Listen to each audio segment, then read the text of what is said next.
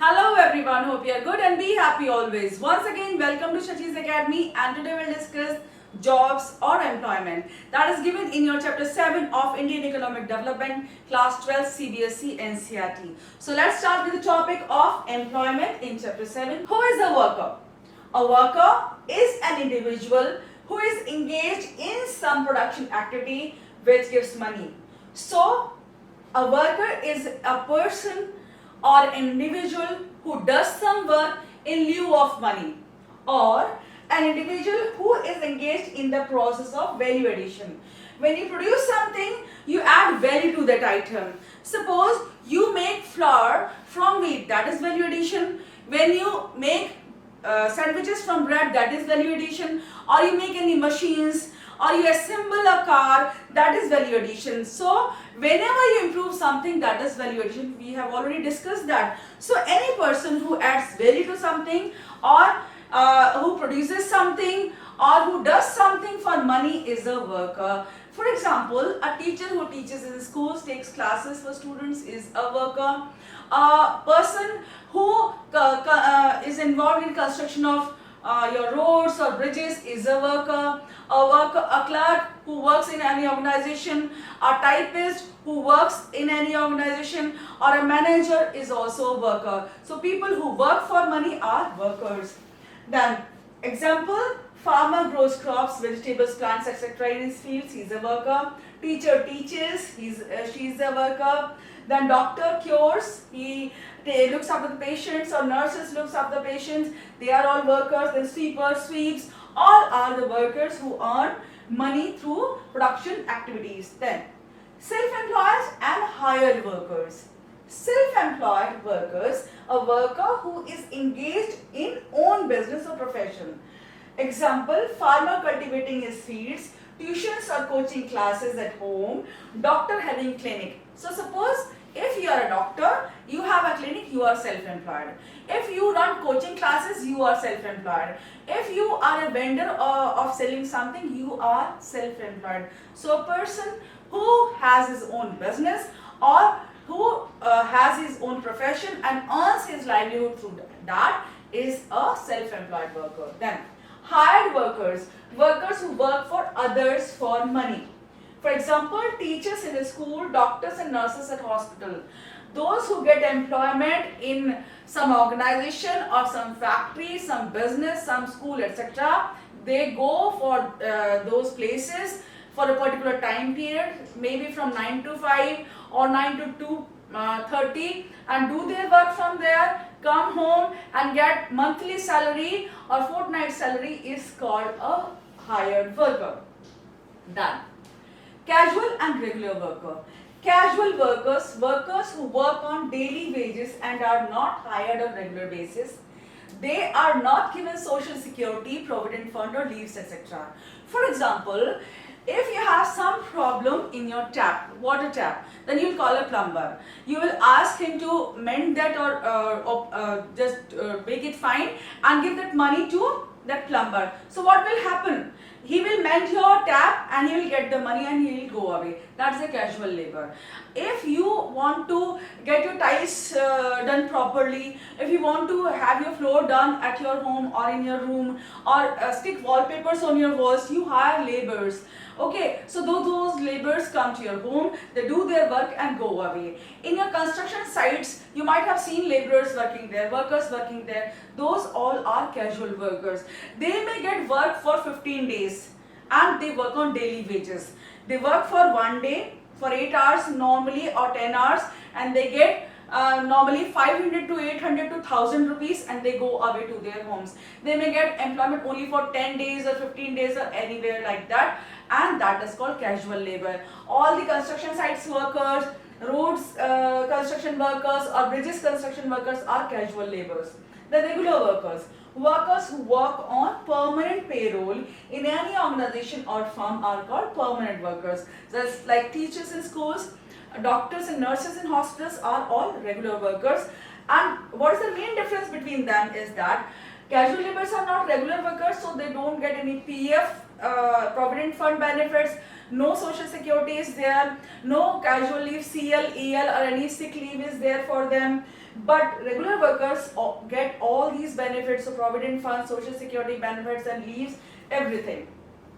Then labor supply, labor force and workforce. There is a slight difference between these two terms. Normally these three terms are used synonymously or in place of one another as substitutes, but they have slight difference amongst them. That is, labor supply, it refers to the amount of work workers are ready to offer. That means it is the work that people are ready to offer in your economy at any wage rate.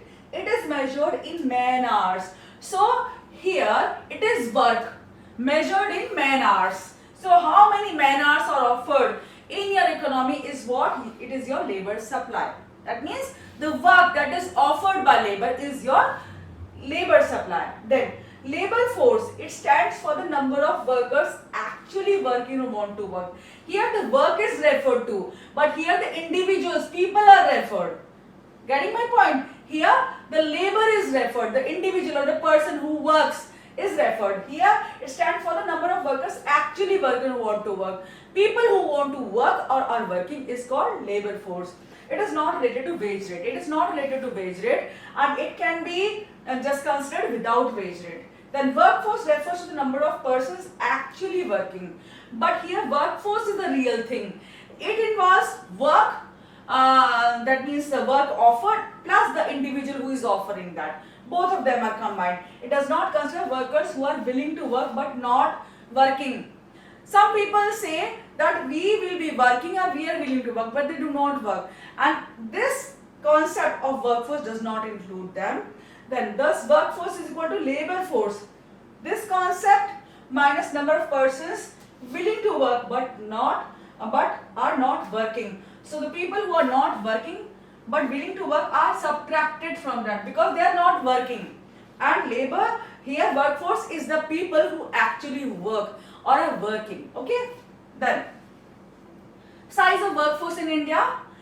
India has a workforce of 471 million people. About 77% of the workforce comprises of male workers and 23% are female workers. Then here gender wise consideration of workforce has been taken, and here your region wise, that is rural and urban. Here nearly 75% of the workforce is found in rural areas and 25% remaining one is found in your urban areas. Why? Because majority of people live in your rural areas, and that is the reason that 75% of workforce comes from your rural areas. Then why is the bulk of our workforce rural based? I just now explained. This happens because majority of people still reside in rural areas, because India resides in its towns and villages. They mostly work in agriculture and suffer from disguised unemployment, but they work mostly in fields and allied activities, and they suffer from disguised unemployment, that is hidden employment, that is not visible but exists there, it is extant there. The productivity is low in agriculture and hence they add lesser amount of output to total GDP of India. Why? Because disguised unemployment. You might have heard this term. Let me explain it once more. See, in rural areas, fields are very small nowadays. It has been scattered and fragmented due to law of inheritance in India. What happens if you have 4 brothers? Then those 4 brothers, if they are working on the same piece of land, maybe of 10 bighas, that is land measurement unit in India. So if a small field of 10 bighas is being cultivated by 4 brothers, that means they are underutilized in that field, because that 10 bigha piece of land can be cultivated by only 1 brother, and other 3 brothers can get engaged in some other employment, get some other job and earn their livelihood. But they all get engaged in that same field, they work in that same field, they seem to be employed, they look like they are employed, but they are not employed in real sense, and that is the thing that is called your hidden unemployment or disguised unemployment. Disguised means that is hidden, it has a veil on that. Okay, here now when they are engaged on the same field, they produce and they consume the whole thing, and they do not have any surplus to sell in the market or add to the gross GDP or gross domestic product of your nation, of India. So it is low productive effort of people over there. Why is the percentage of female workers low in India? It is low in urban areas and still lower in your it is low in your rural areas and still lower in urban areas. Why? Lesser education in females leads to lesser job. Female are normally lesser educated. They are not given equal chances of education at par with male child in India.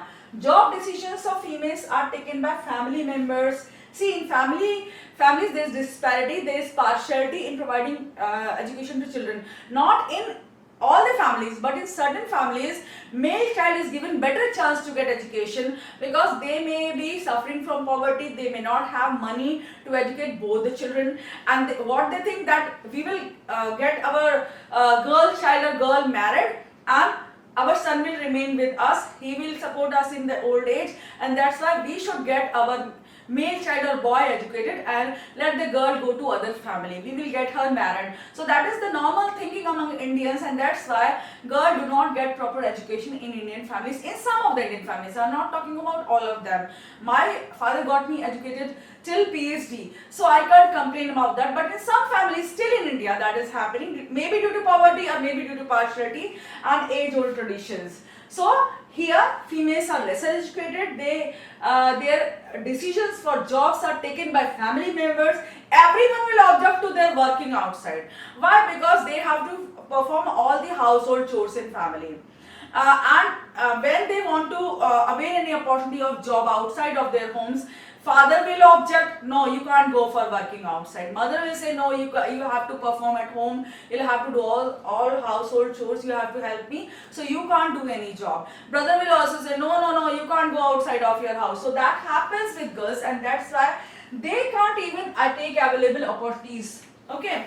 Then, due to poverty, women in rural areas. So this is the story of urban areas. This is happening, but in rural areas, something else is happening. Here, due to poverty, women in rural areas work in petty jobs but earn very less amount. So here, in rural areas, women are equally not educated here also, but due to poverty, they have to go out of their homes and perform petty jobs, very small tasks they will perform, and they will get very small amount of money in lieu of that. So here, though employment is there at a higher degree, but they earn very less amount of money.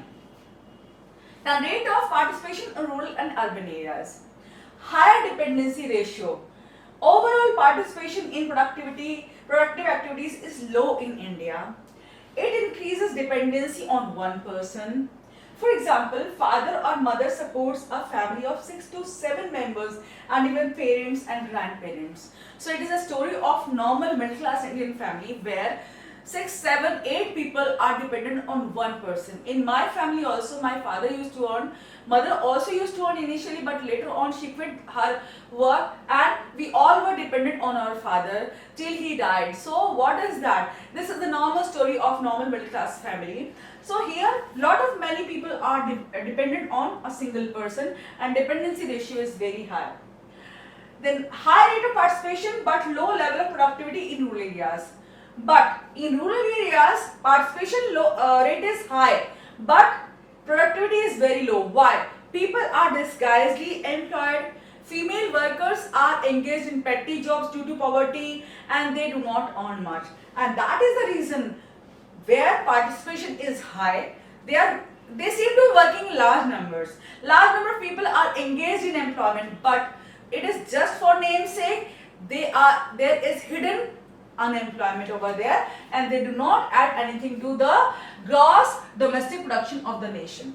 Then high rate of participation for women in rural areas due to poverty. Then we have explained it. We will skip this for now. Then underestimation of women workers in country. Why is it happening? This is due to biasness of our system. Women who are engaged in household work are not paid and hence are not considered workers. Even if a woman works from 5 in the morning till 10 at night, she is not considered a worker because she is not paid salary, and that is the reason she is that means she is underestimated in workforce of the nation. Women who work on family farms are also not considered workers, while men who work on family fields or farms are considered farmers. But women who may work more than a men, but they still are not considered workers, and their work is not accounted for anything, and they are still not the workers, and their work is not estimated. So that is the reason of for underestimation in India for women employment. Then distribution of workers by region and gender. Rural areas. In rural areas, people work in farms and allied activities. So farms or farming is the main occupation in rural areas, and besides that there are horticulture in which plants are grown, fruits and vegetables are grown. Then there is growing fishes in ponds, rivers, lakes, etc. is there in rural areas. Then animal husbandry is there, animal rearing, cattle rearing is there. So all these activities are related to your farming, and they are performed by people over there. Then women work more in petty jobs in rural areas, men are disguisedly unemployed in your fields. Then urban areas, males and females work in organizations, firms and self-business or their own profession. They carry on their own profession in urban areas. So in rural areas, agriculture is the main realm of your employment, and urban areas, factories, organizations, offices, hotels, businesses, trade, commerce, transport, storage are all your businesses, and your self-employment is also a major source of employment. Then occupational structure or distribution of workforce by industry. Then by industry or by sector, we have primary sector, secondary sector, and third is your tertiary sector. The primary sector, most of the rural workers work in primary sector. We all know agriculture, mining, quarrying comprises of your primary sector, and these primary sectors are located in your rural areas or village areas, and that's why rural people are engaged in them. It adds to lesser amount of GDP due to low productivity and hidden unemployment. Then agriculture, mining and quarrying are there. Then secondary sector, urban people are engaged in more in secondary sector. Small percentage of rural people work in secondary sector. In secondary sector, large number of people work in your from urban areas come over there to work in factories. So urban areas have large number of factories and organizations, and that is the reason people of cities or towns work in secondary sector. But a small percentage of people from rural areas also come to these factories and work over there. Then manufacturing is there, electricity is there, gas, water supply, construction sites are there, in which people from urban and rural areas work. Then tertiary sector, mostly people from urban areas work in tertiary sector. Small percentage of people from rural areas work in tertiary sector. So tertiary sector is your trade, transport, storage, services, BPOs, IPOs, KPOs. In these sectors your people from urban areas mostly work, but some percentage or small percentage of rural areas also work in them. Then we have percentage change in your occupational structure of India since 1951. So there has been very small change. What is that? Primary sector, secondary sector and tertiary sector in 1950-51 comprised of, for primary it was 72.72%, for secondary sector it was 10.02%, and in tertiary sector 17.26% of people were engaged. But now 44.6% of people are engaged in primary sector, that means agriculture and allied activities. Then 24.4% people are engaged in your secondary sector, that's industries, manufacturing, storage, etc. and trade, etc. Then we have 31.0% people are engaged in your tertiary sector, that is your all the IPOs, BPOs, transportation, etc., communication services. Then jobless growth. Why it is called a jobless growth in India? That means we are achieving a higher rates of growth, but we are not able to create equal amount of job opportunities in India. That is known as jobless growth. That means job which is not giving you any employment, growth that is not giving you any employment opportunities. Here It means growth of India is increasing, but it is not creating jobs. India has large number of MNCs. They have huge capital, plant and machinery. They do not work for social welfare. They want maximum profit. That is the reality of MNCs. Now, machines produce faster and better products and demand less social security. So what is happening in India? MNCs engage more and more machines to produce their commodities because they are better produced with the help of machines. They do not give employment to people. They do not engage more people in India. That means in India production is being done on capital intensive techniques. They are using more machines but not equal amount of labor or lesser amount of labor. So here labor is not getting employment. Jobs are not created by MNCs, and that is the reason our growth is increasing but employment generation is decreasing. Due to this growth rate from 2000 till date has increased from 3% to 8%. Now due to this behavior of MNCs, industrial production has increased and our growth has increased from 3% to 8%. But our employment growth rate has decreased from 1.5% to 1% only. So this is really pathetic in comparison to your growth rate of India, and that is why it is known as a jobless growth. That means our growth of India is not giving employment to people. Then casualization and informalization of workforce, and here we will discuss casualization. It refers to a situation when the percentage of casually hired workers in the total workforce tends to rise over time. So we just discussed what is casual labor. Casual labor is daily wage worker. That means a worker may work for 5 days in a month. He may find employment only for 4 days or 10 days or 15 days. That means he does not work on regular basis. He is a daily wage earner. Okay, and due to the behavior of MNCs or lesser creation of jobs, what is happening? People hire workers whenever they require, and this casual labor or workforce increasing over time, and that is the thing that is called your casualization of labor. Then casualization of workforce, percentages are given over here and facts are given over here. Percentage of casually hired workforce in total workforce has risen over time. So it was previously 23.2% in 1973, and now it has increased to 25%. Percentage of self-employed people has declined from 61.4% in 1973 to 52% in recent years.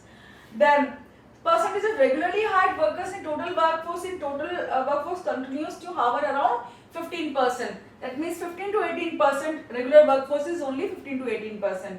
Then 3.7% of employed persons were reported to be hired as contract workers. So in India, informal workforce is increasing, contract labor is increasing, and casual labor force is increasing. That means we are moving away from good opportunities.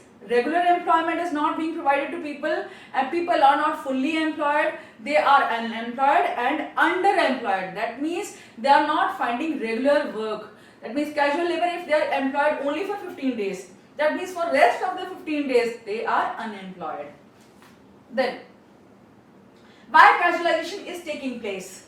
The bulk of self-employed workforce is found in rural areas. They are employed on their farms only for the namesake. They are disguisedly unemployed. So here what is happening? In rural areas they don't have good job opportunities. So due to that, when they get chance or opportunities to move to cities, these marginal workers, see, big farmers do not move to cities, but small farmers who are marginal workers tend to migrate to urban areas and get employment only as casual workers or as daily wagers. Why?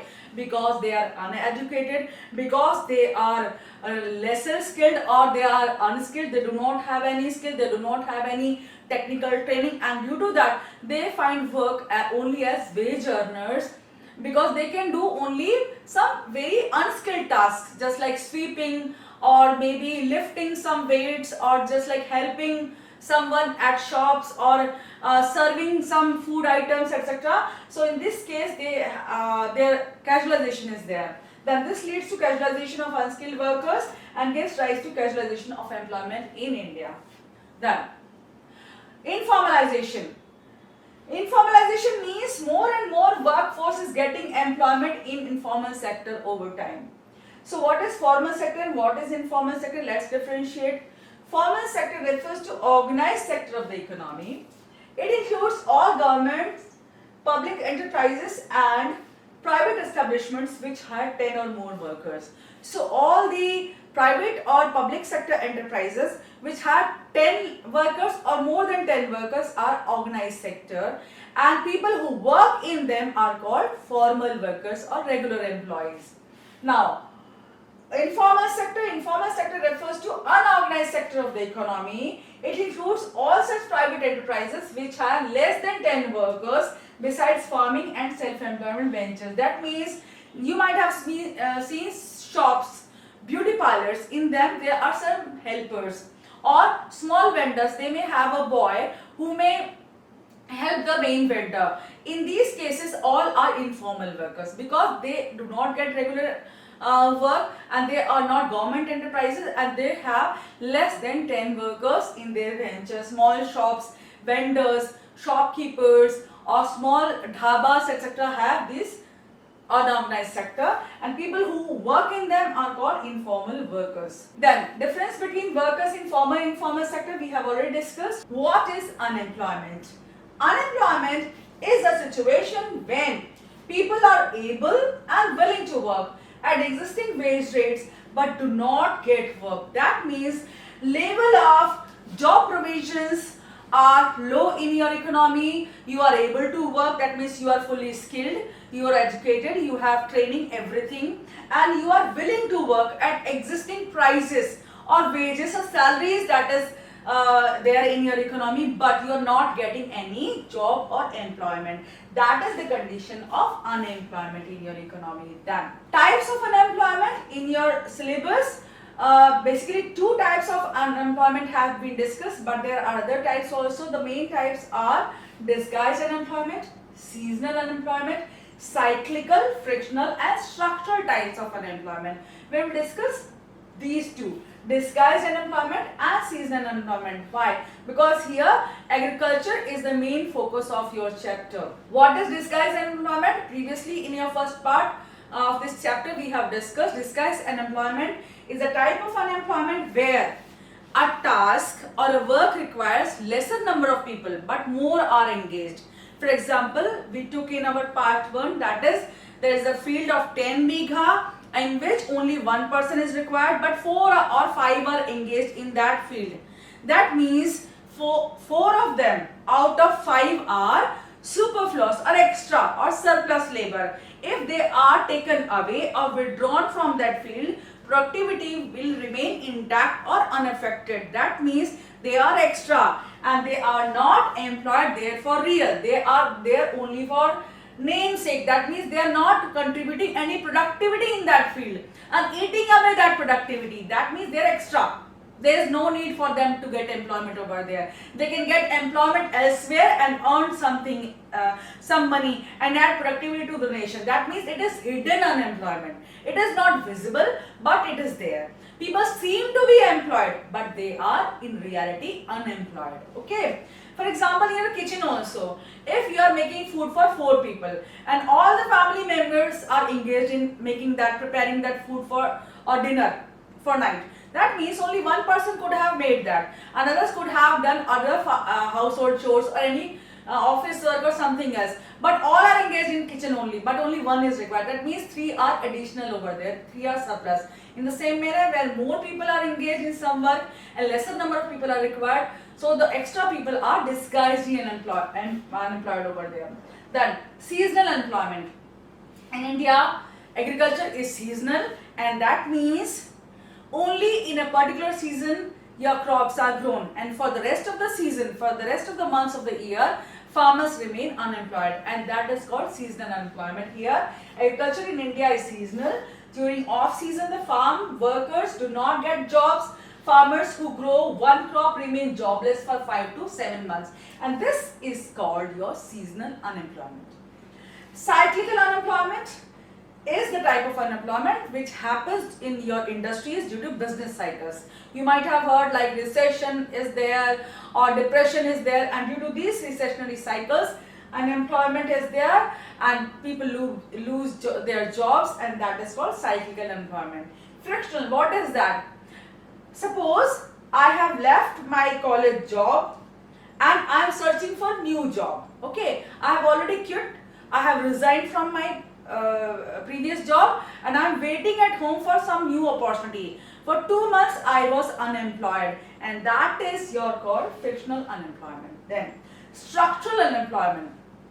It is due to structure of your economy. Take for example, in India, maximum people are employed, they are still employed in agriculture, and that is structural employment. That means at least 25% of people who are engaged in agriculture are unemployed or disguised unemployed. This is structural employment. Then causes of unemployment in India. We have made a code for this. What is that? Saral Dajal. This is a very pretty code. You will remember it very easily. First reason, slow economic growth. Economic growth of India is still quite slow and it's not generating enough job opportunities for Indians. Then agriculture is a seasonal occupation in India, and due to that, for subsistence months or at least for 5 to 7 months of a year, farmers remain unemployed in agricultural sector or in rural areas. Then rapid growth of population. Population is increasing like anything in India, and we have reached the top of the world and still we are counting on. So population is the main hurdle in our job generation or employment generation. Lack of irrigation facilities. Here the agriculture is still dependent on monsoon. It's a gamble of monsoon in India, and we don't have enough irrigation facilities to irrigate our fields or put water into our fields and grow good crops. And that's why our agricultural productivity is low. It does not add enough productivity to our gross domestic production. Then decay of cottage and small scale industries. These industries are slowly getting destroyed, and they are not getting replenished, and government is not helping them enough to get revived, and that is the reason people are losing jobs. And these cottage and small scale industries are responsible for providing maximum amount of jobs to Indians, because India is such a vast nation, and these industries can be done with decentralization, and they can be established anywhere with smaller amount of funds, and something should be done to generate employment through these industries. Joint family system in India is also responsible for your unemployment in India, because many people live without doing any work. They can be dependent on main family member, head of the family, and they can eat away, and for whole of life they can be dependent on them, and that is the reason for unemployment in India. Low savings and investment. We Indians have the habit of saving, but we don't have that amount of income. Still we are lagging in generation of income, and that is the reason that we are lacking in savings and investment. Limited mobility of labor. Labor in India is not mobile. We think at least 10 times before moving to some new place or getting some new employment, and that is also reason that wherever job opportunities are available, we don't move to those places, and we remain in our homes, in villages or towns or anywhere wherever we have been living since our birth, and we do not move to places where job is available. So this is also the reason that we are unemployed in many cases. Then government employment generation. So government is trying to generate, it endeavors to generate employment for Indians, and there are two types of schemes in India. This is existing employment generation programs. That means they are existing but they are non-active presently. Okay. The second category is existing programs presently active. So we have existing employment generation programs. A category of them is presently non-active and others are active right now. Let's discuss. Existing employment generation programs, but they are non-active. Right now they are not operational, and the code for that is PSR, PS or PASR, PAS. You can call it anyway, and you can memorize this all these schemes through this code. P for Prime Minister Rozgar Yojana, PMRY, then S for Swarna Jayanti Yojana. Likewise, we have other schemes, and we can just remember them with the help of this code. You need to practice this code for twice or thrice, and we will memorize them all. Okay, let's discuss them one by one. Prime Minister's Rozgar Yojana, it was started in 1993. It was first program for self-employment of educated and unemployed people in urban areas. So it was meant for educated people who were unemployed in urban areas, that means cities and towns. The scheme provides a loan of up to rupees 1 lakh for opening one's own enterprise and rupees 2 lakh for other activities. Okay, so this is assistance program by the government. Then we have Swarna Jayanti Shahri Rozgar Yojana. This Yojana was launched on December 1, 1997.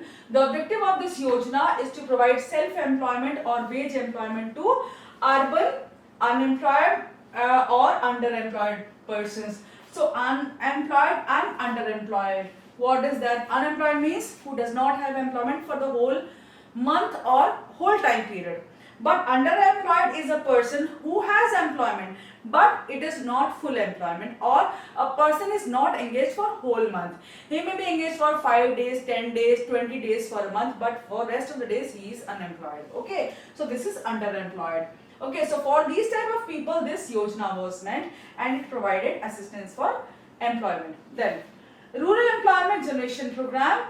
This program was launched on 1 April 1995. It mainly aims at self-employment opportunities in small towns and villages. So it was meant for rural areas. Then the scheme provides loans up to rupees 25 lakhs. So this is very good scheme. That means it is giving you substantial amount of loan. That is 25 lakhs is a very big amount. Then to rural artisans, entrepreneurs to set up their own enterprise. So it was for rural areas and 25 lakhs were given to artisans or entrepreneurs who wanted to set up their own business and do some production and provide employment. The Prime Minister's Employment Generation Program. This scheme was started in 2008.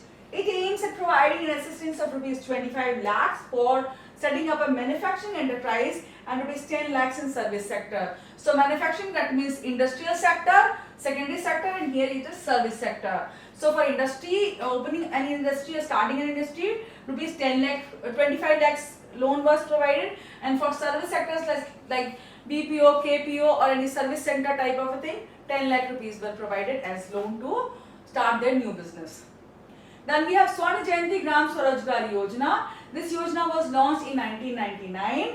Under this program, a large number of small enterprises were established in rural areas. So this scheme was also meant for rural areas and generation of employment and decentralization of industries in rural areas. So it was creating a base of industries in your rural areas. Then we have existing programs presently active. That means they are in reality functioning right now also, and this can be availed for help as well by entrepreneurs or the aspirants of India who are unemployed and who want to own any business, etc. Then Mahatma Gandhi National Rural Employment Guarantee Act, Manrega. This is an employment program which provides employment for 100 days. The National Rural Livelihood Mission. Then Pradhan Mantri Gram Sadak Yojana. Let's discuss them. Mahatma Gandhi National Rural Employment Program, that is Manrega, that is, it was launched in 2005. Under this act, all those who are willing to work at the minimum wage are offered work for minimum period of 100 days. So it provides a minimum employment for 100 days in 1 year for people at minimum wage rate. Those seeking employment are to report in those rural areas where the employment program is being launched. So government launches some employment program like digging a canal, making roads, construction of bridges, construction of highways, etc. So this type of works are organized over there, and people from nearby rural areas who are located in the nearby vicinity come, get them registered and get employment at minimum wage rates for at least 100 days. The National Rural Livelihood Mission. This scheme is also known as Ajivika. NRLM is expected to provide self-employment to 90 lakh persons. The program has now been renamed as Deen Dayal Antyodaya Yojana. So it has been renamed after Pandit Deen Dayal Upadhyay ji. Then Pradhan Mantri Gram Sadak Yojana. It was launched in December 2000. It aimed for a single all-weather road connectivity to unconnected areas. That means Pakka road, concrete road was to be constructed, and it also aimed to provide employment through construction of roads. So construction of roads was one thing, and it provided employment through this construction of roads as well. Then some recent initiatives by the government, and for that the code is APP, A-P-P and D-P-P. You can just frame these codes with the help of these initials. A, Atmanirbhar, P for Pradhan Mantri, again P for Pradhan Mantri Garib Kalyan Yojana, then D for Deen Dayal Upadhyay Antyodaya Yojana, P again for Pradhan Mantri and again for Pradhan Mantri, but you can just differentiate with Mudra Yojana and Kaushal Yojana. So you will have to practice these codes and you can memorize them all. Okay, so we have these yojanas. Then let's discuss them one by one. Atmanirbhar Bharat Yojana. It was launched by government in 2020. It gave incentives to employers to create employment during COVID-19 pandemic. It is very important. See, if you have a factory, if you have an organization, and then at that time when people incurred losses during COVID-19 because markets were not operational, nothing was selling, and people were really incurring huge losses in business. So normally people shut down their businesses, but government came forward to help these employers, these factory owners. It gave money to them, it provided assistance to them so that they could run their factories, they could run their organization and provide employment to people during COVID-19 pandemic. So it was for the help of employers or entrepreneurs or businessmen.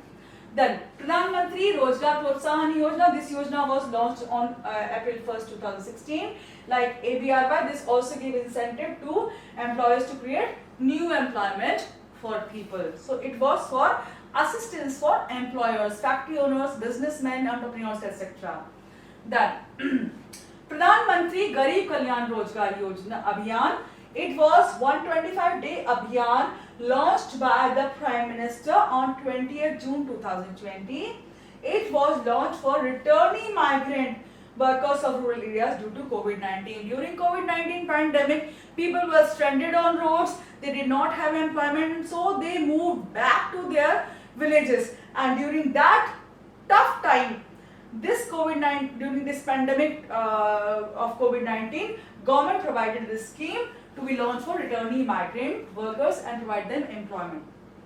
Deen Dayal Antyodaya Yojana, it was called National Urban Livelihoods Mission, Day NULM. Okay, so it was renamed as Deen Dayal Antyodaya Yojana. So it may come in your MCQs also. You may get in MCQs in exams. So remember that it aimed to reduce poverty of urban poor households. So here reduce is twice. So delete this term. It is only once. Help them for self-employment and skilled wage employment. So it was meant for skilled wage earners. That means skilled people who had training of some sort or who possessed skill of some sort were provided help during that.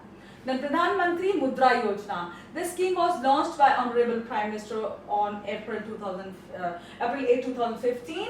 It aimed to provide loans up to rupees 10 lakh to the small and micro enterprises. So it was for starting new businesses or existing businesses who were small or micro level.